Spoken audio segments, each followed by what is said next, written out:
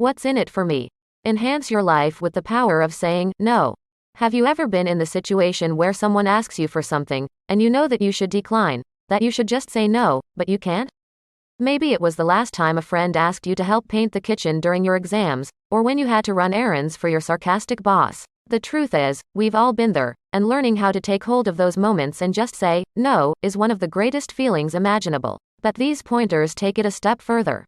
It's not just about saying no to a particular situation, it's also about saying no to scarcity and to needless noise. It's about saying no to the things that harm you. In the end, by learning not just how to say no but also the power of no, you'll find it's easy to say yes to yourself. Saying no to bad relationships leads to health and true love.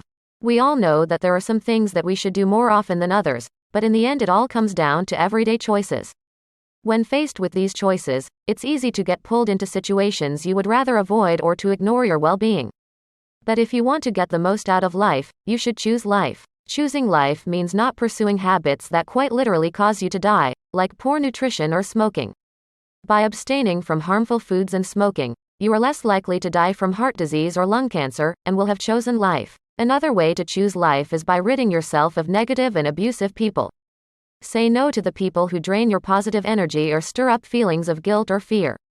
It frees up resources, like your time and energy, that can be directed towards your inner circle. But how do you know who belongs in your inner circle? This exercise will help you figure it out. List all the people you engage with at least 5 times per week. Then rate how these encounters make you feel on a scale from 1 to 10, 10 being the best. Start focusing on the people you've ranked higher than 8 by spending more time with them. Spend less time with everyone else on your list, and distance yourself even farther from those ranked lower than 5. Taking distance from these kinds of people may be a challenge at first, and like any major change in behavior, starting to say no might require you to overcome destructive behavioral patterns.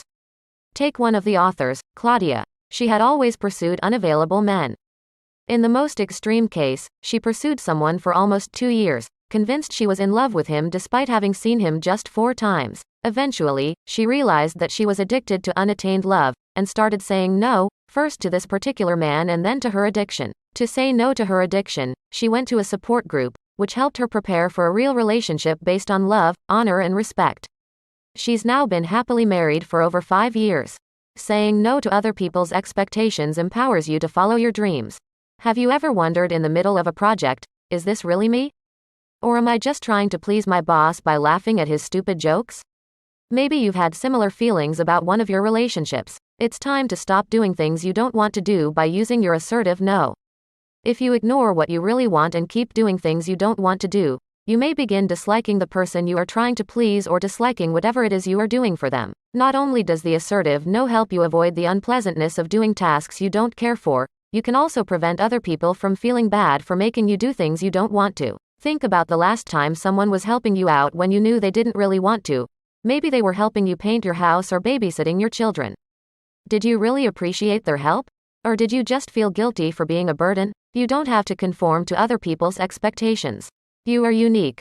Choose your personal storyline, one that fits your unique wants and needs. So, if you don't want to go to university, don't.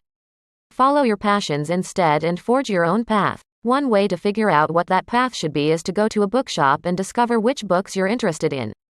If you find yourself continually drawn to coffee table design books, maybe you should look into something like industrial design or architecture. When you listen to these personal inclinations and start exploring your interests, you'll simultaneously increase your mental muscle as well as your appeal to other people.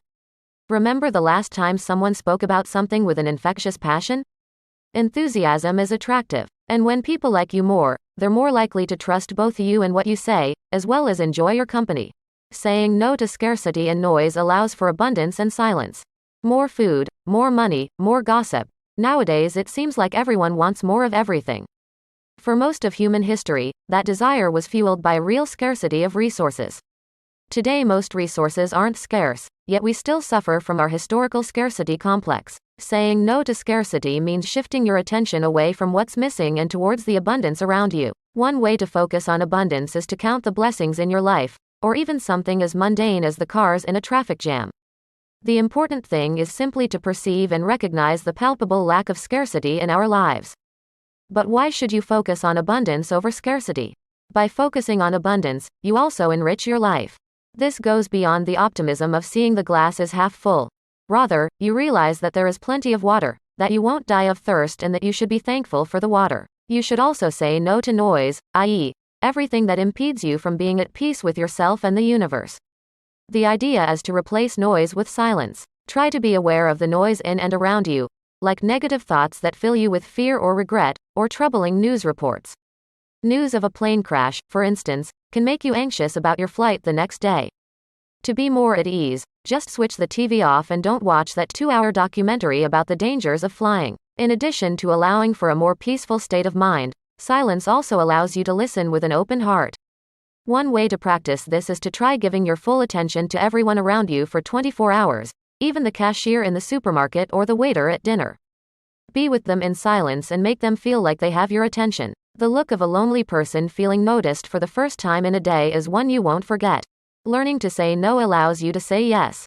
In the previous pointers, we saw how something as simple as saying no to the right things could drastically improve your life.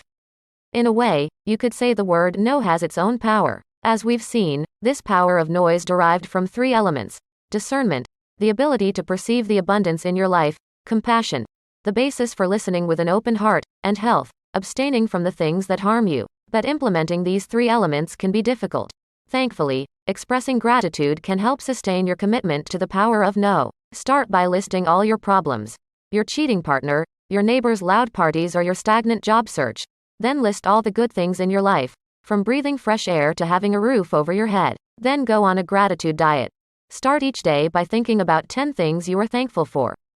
This will help you focus more on the good in your life and say no to the bad. To get the most from the power of no, you will need to involve all 4 of your bodies: the physical, the emotional, the mental, and the spiritual. In order to serve and care for all 4 bodies, try using the alien technique. Imagine yourself as an extraterrestrial special agent on a mission to save lives. But to reach your goal, you must possess the body of a human for 1 day. On the first morning in your new human body, you become acutely aware of what the body needs: a little bit of physical or mental exercise, a green smoothie, or perhaps a resolution to a problem that is causing undue stress. With this knowledge, your mission becomes clear. Go for a run, read a book, get the smoothie and meditate for a while, or solve the problem. In the end, using the power of no, you'll be better equipped to say yes to yourself. You will shine, be loved, and be proud of your contributions to the world. We make countless decisions each day that have drastic effects on our lives. We must learn to say no to the things that damage us so that we can say yes to health, abundance, and happiness.